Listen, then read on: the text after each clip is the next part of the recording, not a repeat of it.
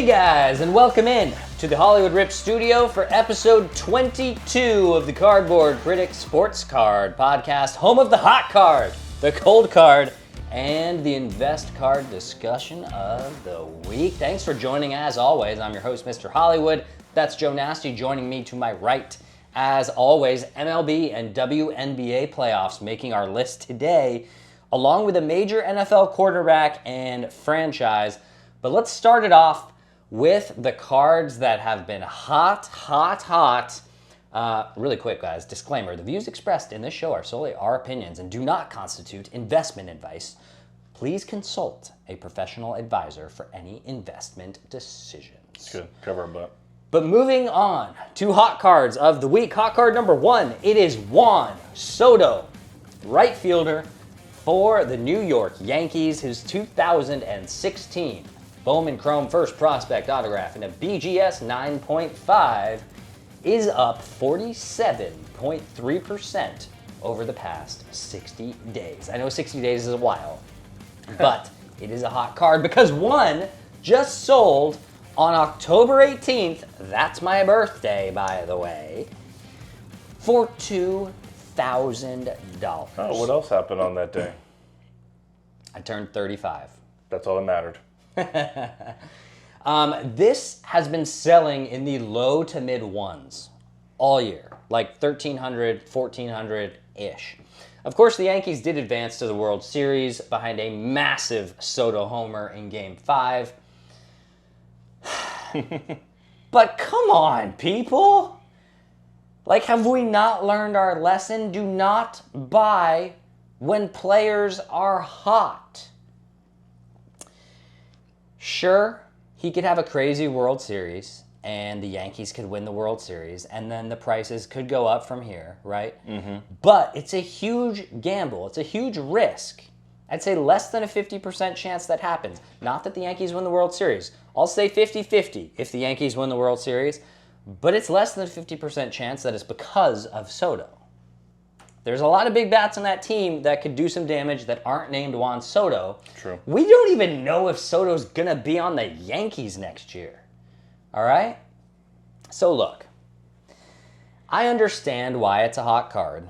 Right. Juan Soto, I think, in the usual circumstances of things, I would say 100% buy Juan Soto. He is probably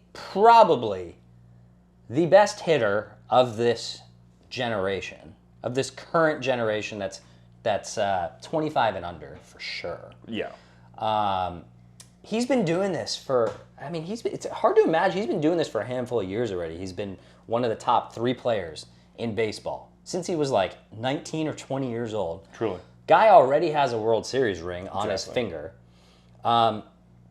I have no problems with you buying a Juan Soto first Bowman autograph.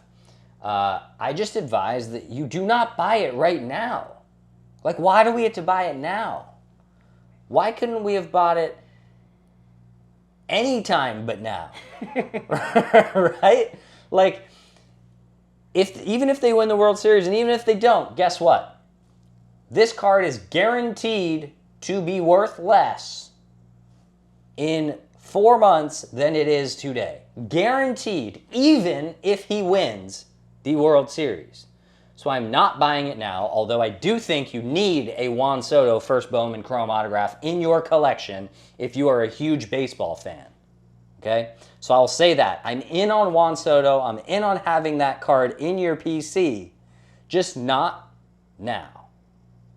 Juan Soto. Good. No. He's pretty foolproof in terms of value and where he's going to go. 25 years old, the World Series title. This generation's, it's weird to say it's the best year of this generation because like you got guys like Ohtani and but he's young, he's 25, but he's been around. They won the World Series in 2019, 6 years ago, and he's only 25 right now, and he was already in the league for a year or two before that. That's how good he's been for that long.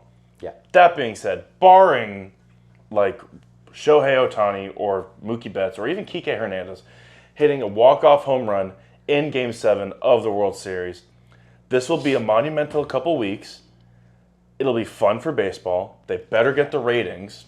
because if they don't, then the sport's dead. Yeah. And then it will go into the doldrums. The NFL and its playoff chase will kick up. We'll head into this brand new college football playoff format. NBA will get hot again. NBA LeBron will get hot. Wemby will get hot. The NBA will get hot. You can and you will pick up Juan Soto, fun stuff, even if he wins World Series MVP, which he very well could have. I'd say he's probably favorite 1C behind Ohtani. I'd put him at 1B. I actually think he'll have a better World Series than Judge. I don't think that's unreasonable. So even if he wins World Series MVP, get your Soto stuff in like January. Yeah. Especially as we're heading into like the Super Bowl time and no one's thinking about the Yankees or Dodgers or anything. January. Again, disclaimer, but I'm saying January. Yeah. Disclaimer. But let's move to our second hot card of the week, and that is New York Mets third baseman Mark Vientos. His 2017 Bowman Draft Chrome First Prospect autograph in raw condition is up 96.6% to $98 per card. This was a $50 card a week ago. It is now, let's call it $100. So it has doubled in the past week. He led the MLB playoffs in RBIs. He finished with 4 home runs and more, because he hit a homer tonight. Yeah, more than He finished with 5 home runs and 14 RBIs in, I don't even know how many games it was. But it wasn't that many games. What's the problem? Well, the Mets are out.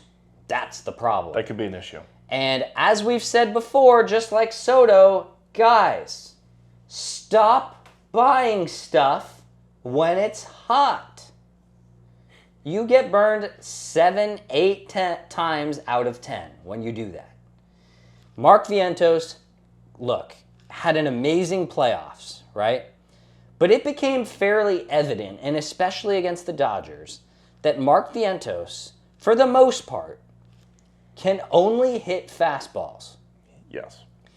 They threw a healthy mix of sliders to him, and I don't know that he made contact with a single slider except the one today that Brazier threw to him, because that wasn't a slider. That was just a flat-out meatball that didn't slide. That's what they call the cement mixer. Yeah, going round that and was round. the cement mixer right over the plate. Mark Vientos has a huge hole in his swing. He does. He cannot hit the breaking ball, and it's apparent. It's really apparent, because even when he knows it's coming, he still swings at it. You know that's a problem.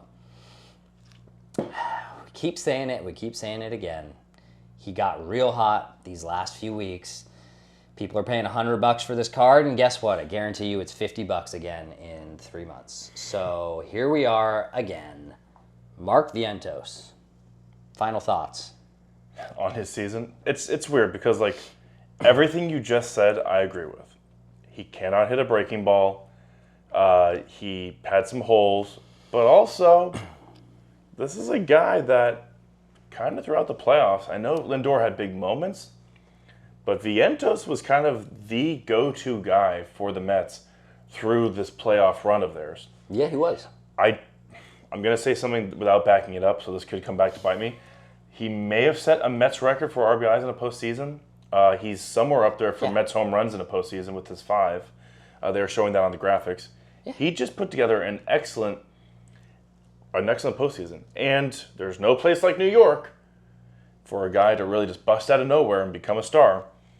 Solid defensively, but this is reactionary. And again, who are we to say? Maybe there's some Mets fans right now that are like, oh, I got to get my hands on Mark Vientos because he means so much and the memories we've had.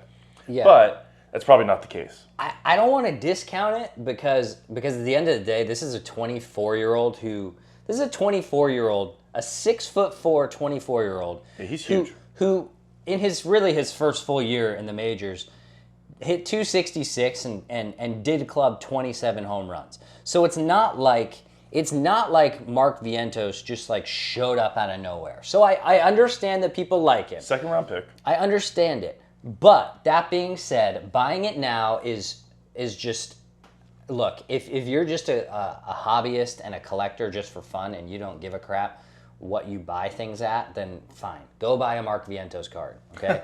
But look, it's going to be $50. It's going to be $50 in what? 3 months. It might even drop less than that. Probably 3 weeks. That is the time to buy a Mark Vientos card. I might buy a Mark Vientos card at $40, but not $100. There's a weird era about to hit because we don't know what's going to happen with Pete Alonso. We don't. And so that creates, and I think Brandon Nimmo. Yeah, good point. That creates space behind Vientos that he either drops into the heart of the Mets order. True. Or he stays in that 2-hole behind Lindor where they had so much success, and you don't know who the beef is behind him. Yeah, I can't see any scenario where the Mets don't try to improve this roster. After going to the NLCS, after having such, and pretty surprisingly, very good starting pitching, I see the Mets being serious spenders this offseason. Same. I think the Verlander, Scherzer deals, I'm not sure which of those are falling off the table, but I know one of them is, I think, for sure. So I expect the Mets to spend big.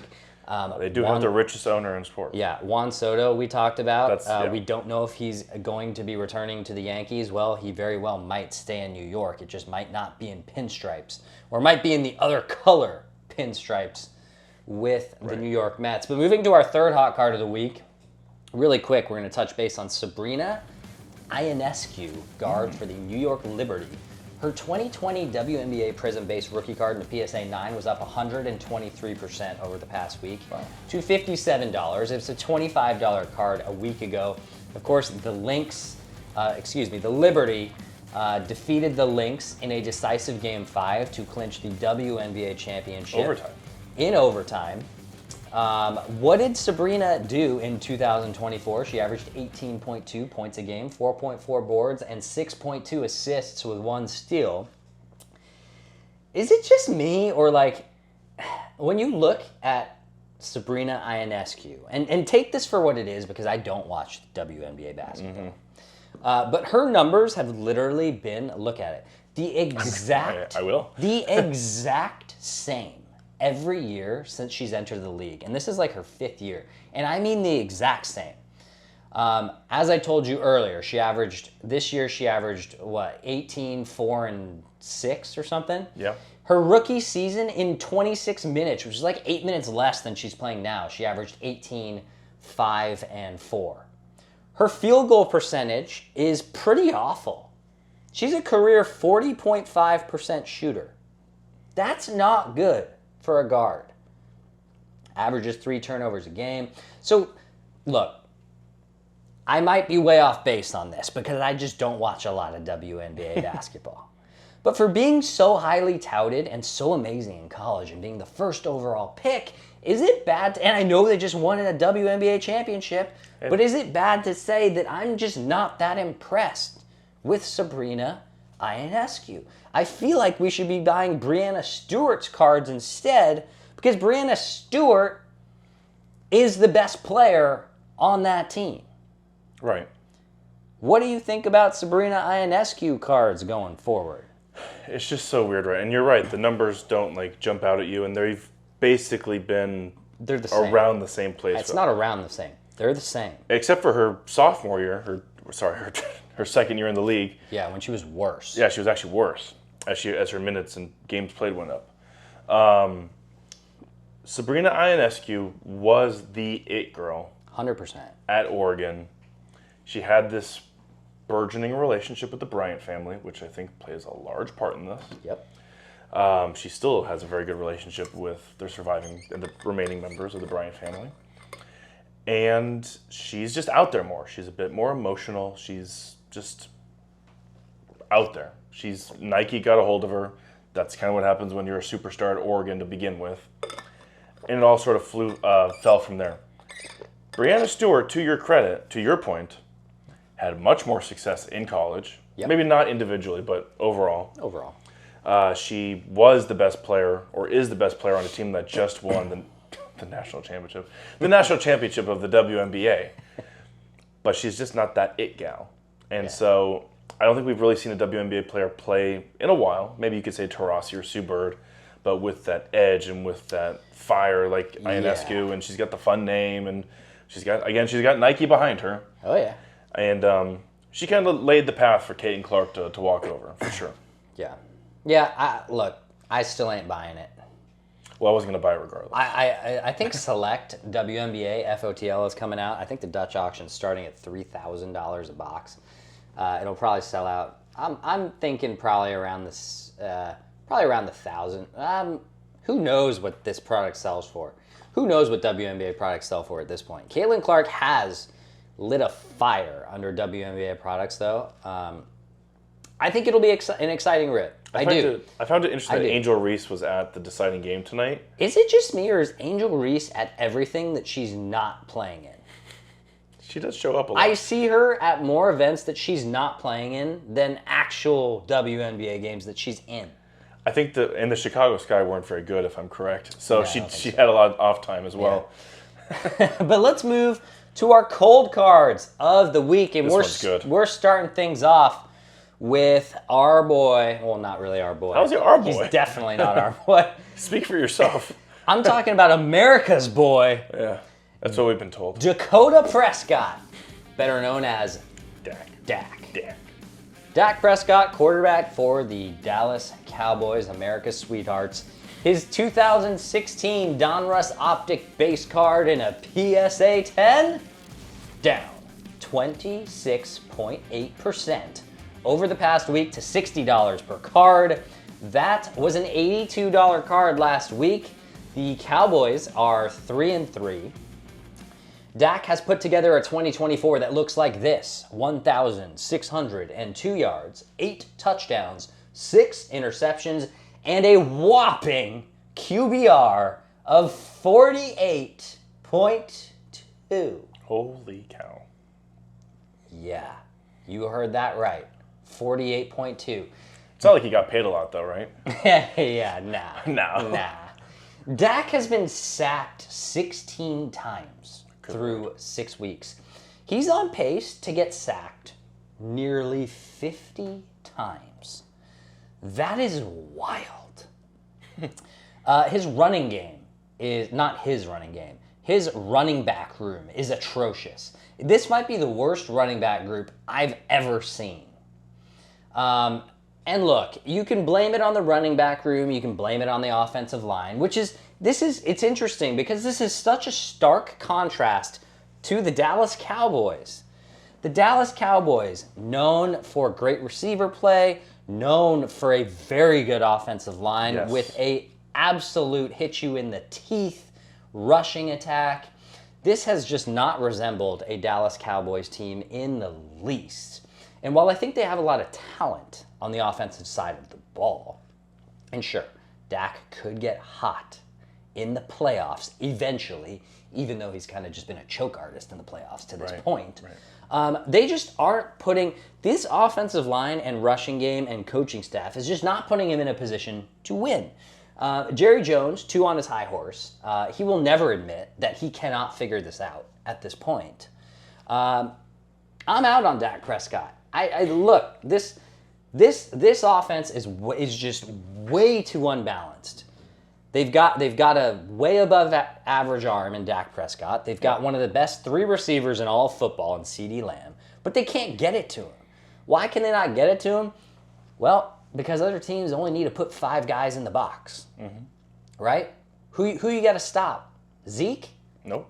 Zeke runs like 4 miles an hour at this point. Is he back? I know he's in Dallas, right? Doing what though? Who's their number 1 starter? Dowdle? I'll check. I think it's like. I was just looking at their depth chart. I think it's Dowdle.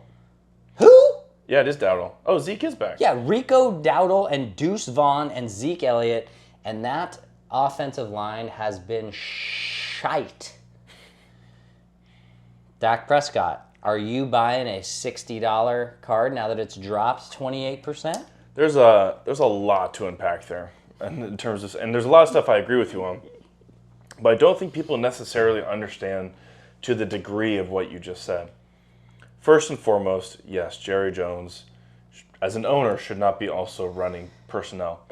For everyone who always wants Mike McCarthy canned, look at the coaches that they've had. They're always patsies. He'll never hire a Harbaugh. He'll never hire a Bill Belichick or guys that just are going to push back. Right. So that's issue number one, because as I say, S rolls downhill. My thing with Dak Prescott is that I was never in on Dak Prescott. Mm-hmm. I remember when he was at Mississippi State. I remember when he was doing well, but like, I guess to make Mississippi State relevant, you have to do pretty well. But you hit the nail right on the head. What was the key to his success right when he broke out? And I believe it was also 2016 as Jared Goff was fumbling around here. Jared Goff had zero offensive line when he broke in with the Rams until they signed Andrew Whitworth and other players. And look what happened. They made a Super Bowl. And they went to a Super Bowl. Dak Prescott had Tyron Smith. He had Zach Martin. He had a mauler of an offensive line. That was the best part of their team. They ran the ball with Elliott. They obviously ran him into the ground. Yeah. And they play actioned off of that. Dak Prescott wasn't a game winner then. I'm not going to say he was a game manager, but he was doing what he had to do. And that offensive line was the reason. No ifs, ands, or buts. Yep. Tyron Smith's no longer there. Zach Martin is there, but older. And it's not even that hard to realize what the difference is. Credit to Dak, because he played it into a couple huge contracts. He did well enough, and they won enough. And quarterbacks are so hard to come by. He had a big year last year, to be fair. He's always put up numbers. And he probably would have done really well if his ankle didn't turn into silly putty a couple seasons ago. Yeah. But he needs everything to go correct around him. He's not Patrick Mahomes, where the pieces around him don't matter. No. I've never been in on him. And the only thing that happened on his bye week is that he got engaged. Although, congratulations. Yeah, congrats to Dakota Prescott. Congrats to Do you know what his actual first name is? Huh? Do you know what his actual first name is? Dakota's his middle name. Okay. Okay. It's Rain. Rain? Rayne. Rain Dakota Prescott. Yes. Names these days. Kids these days. Moving to our second like cold our card. age. Yeah, let's move to our second cold card of the week. And this one is, I guess I get it, but also, come on, guys. Jackson Merrill. Yeah. Outfielder for the San Diego Padres. His 22 Bowman Chrome prospect, not his first. Prospect autograph in a PSA 10 was down 45.3% over the past month to $290 per card. This was a $530 card just before the start of the playoffs. The last couple weeks of the regular season when people were talking about, man, this kid might take Rookie of the Year over Skeens. We'll see what happens. We shall. But Jackson Merrill, rookie campaign 2024, 292 average, 24 bombs, 90 RBIs, 16 stolen bases, and 826 OPS in a WAR of 4.4. In the postseason against the Braves and the Dodgers, hit 250, hit a homer, 5 RBIs with an 833 OPS. Guys, this kid's a stud. Yeah. This kid is an absolute stud. It's interesting that he doesn't have a first Chrome autograph, but he does have a first Chrome base card, just not an autograph. But the picture is not even him. Really? Yeah, they made a mistake and put someone else on the card. What? It's kind of funny. Does that make this non-first prospect autograph, his best card? Or does that mean a true rookie autograph of Jackson Merrill will go on to become his best card? In my opinion, it's probably still going to be this one, even though it does not have a first on it and is just a prospect autograph. And you know why I'm saying that? I'm saying that because look at a guy named Shohei Ohtani. He does not have a first Bowman autograph. He does have a Bowman. He does have a Bowman autograph, and that is considered Shohei's big first quote-unquote Bowman. This card at $290. Am I buying it today? No. Why? Because in 4 months it will be half the price. As we say it, we're going to say it again. We say it time and time again. Buy baseball cards, guys, in December. Buy them in December and January. If you do that, you are rarely going to lose nearly as much than if you're buying anywhere close to the season. I think Jackson Merrill is going to be a stud. And talk about a guy that just kept getting better, the levels he went up in the minors. obviously relished the chance to be in the majors. He was the last guy sitting in the dugout after that NLDS. He even said, man, I just want to go back to the ballpark. I'm going to go to Petco tomorrow and just sit in the locker, even if that's like this kid loves playing baseball. He loves it. He's going to be so good. I love him as a player going forward. I think if you can pick one of these up for, say, it drops another 30-40% in the offseason, I would say green light. I'd love to buy one of these. I actually sold a couple of these in the first month and a half he was called up. But what are your thoughts on Jackson Merrill? This is sort of the 180, right, of what we talked about earlier with Juan Soto. People are overreacting to the playoffs and that we're no longer seeing him. By the way, the kid in this card is a right-handed hitter. Yeah, I know. How did they... I don't know how they messed that He up. sort of looks like him, but like it's a right-handed hitter. Yeah, it's wild. I can't believe I didn't know that was the case about him. I'm with you. I think he's a really excellent player. I'm actually surprised the numbers were that low that you just read off. I guess he only played, 7 games? So what are you going to do? But, yeah, he is an excellent hitter. As we said before, the Padres just banked on his athleticism playing in the outfield, and he did more than well enough.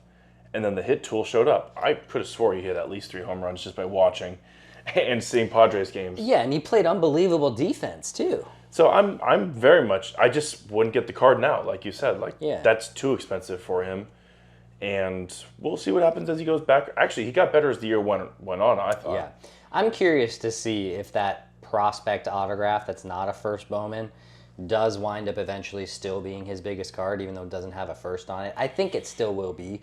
But that has to maybe pump a little more money into his rookie autograph market. Like his true flagship rookie autographs from Topps and Bowman, I would think are going to see a little bit of a bump as people debate which one to get. But let's move now into our invest segment of the week. We're not going to talk about an individual card, but we're going to talk about two massive athletes. The first athlete we're going to talk about is Shohei Ohtani, and the second massive athlete we're going to talk about is LeBron James. Basically, are Shohei Ohtani rookie cards and rookie autographs too expensive to buy now?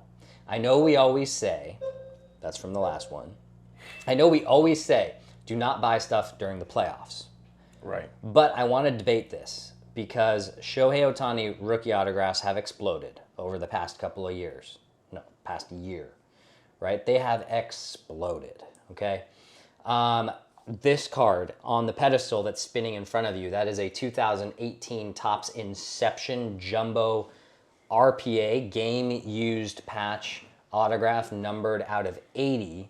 That copy right there is the only Gem Mint 10 dual graded with a 10 autograph in the world of that card. That is a population 1 card.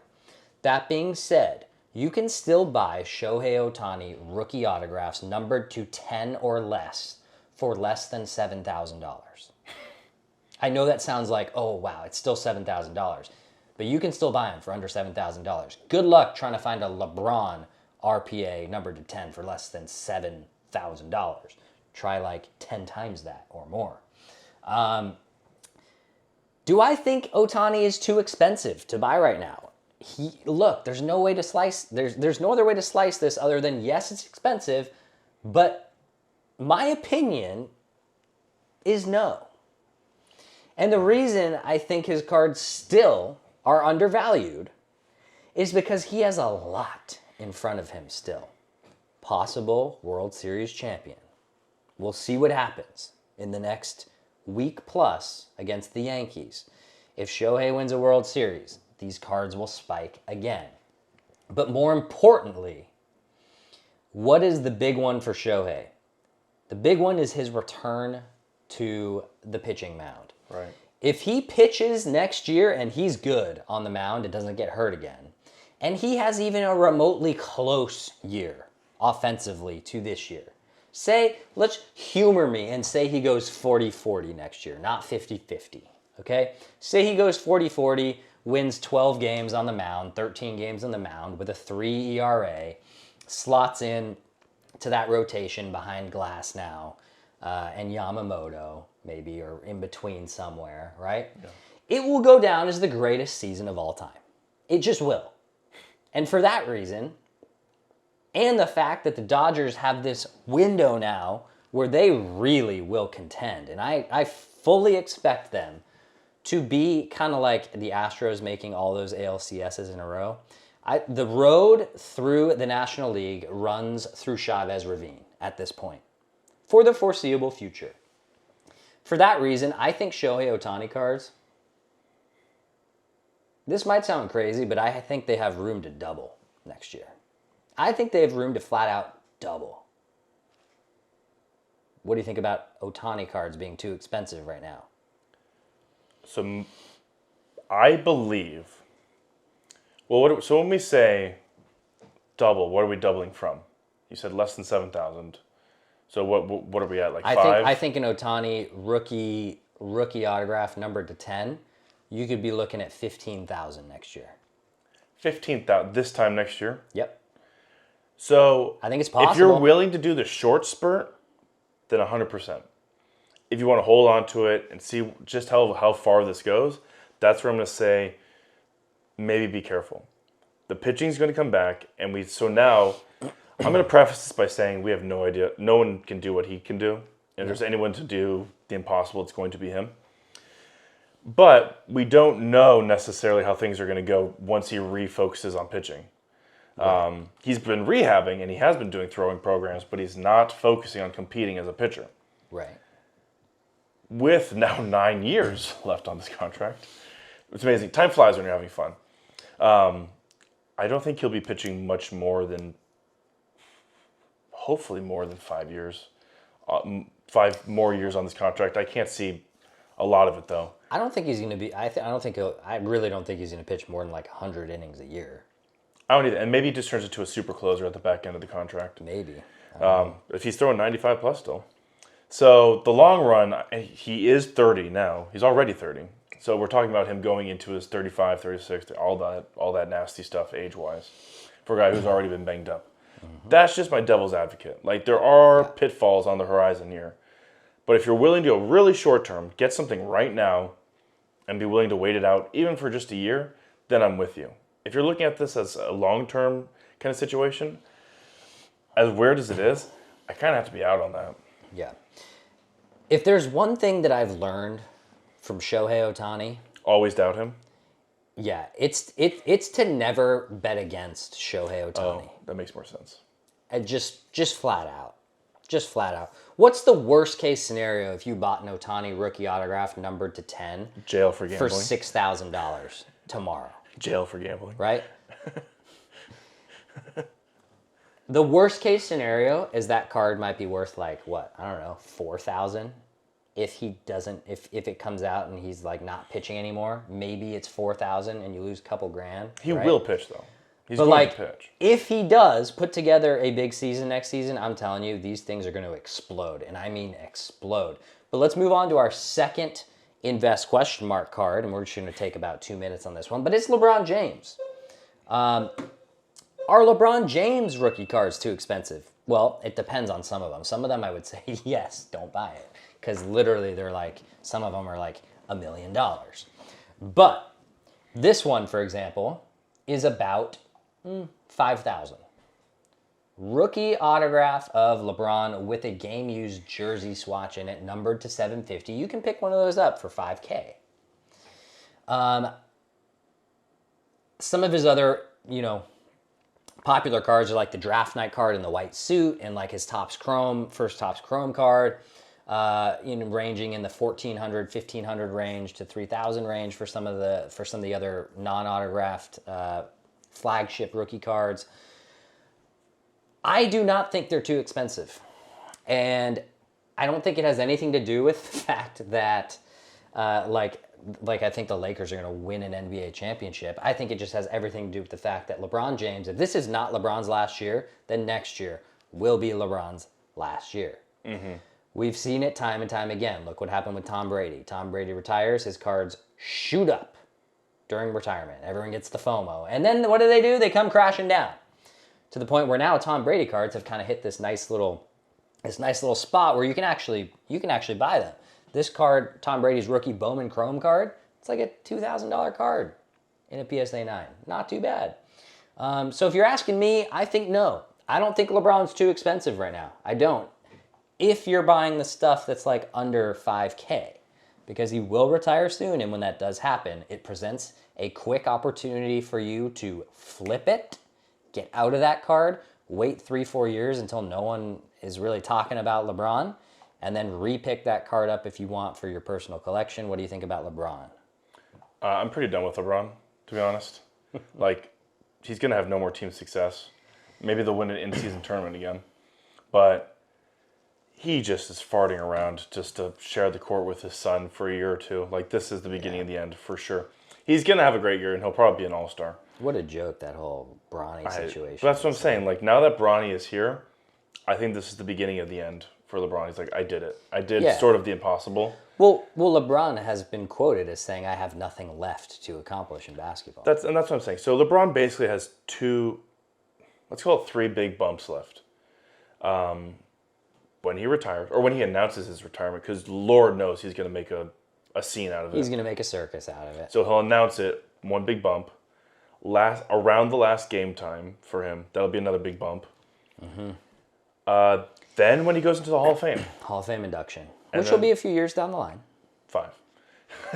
So about 7 years. You have a 7-year window right now to wheel and deal. Well, Probably. I think it'll go down before he gets inducted into the Hall of Fame. And that's so much like the Tom Brady lull that we're in right now. That's going to be when to get back at LeBron, because he's about to be inducted, in 3 years? Yeah, 2 years or exactly. so we're going to have that point for LeBron in about 3 to 4 years. In the next year or two is really the time to start targeting Tom Brady. Yes, exactly. You know? So that's my inadvertent way of saying you target this now. And LeBron will hit that point as well. Mm-hmm. But that'll do it for us here at the Hollywood Rip Studio for episode 22 of the Cardboard Critics Sports Card Podcast. We are well more than legal now. We can really drink now. Hope you enjoyed this week's show. If you did, which we hope you did, please don't forget to like, comment, and subscribe down below. We really appreciate the love. And thank you guys again for 1,500 subscribers. 500 in a week. By the time that this video posts, it'll probably be 1,600 subscribers. Yeah, we did like 600 subscribers in a week. It's pretty awesome. Growing much faster Super sick. than we had anticipated. So thanks again, guys. But until next time, I'm Mr. Hollywood, that's Joe Nasty, and we are out.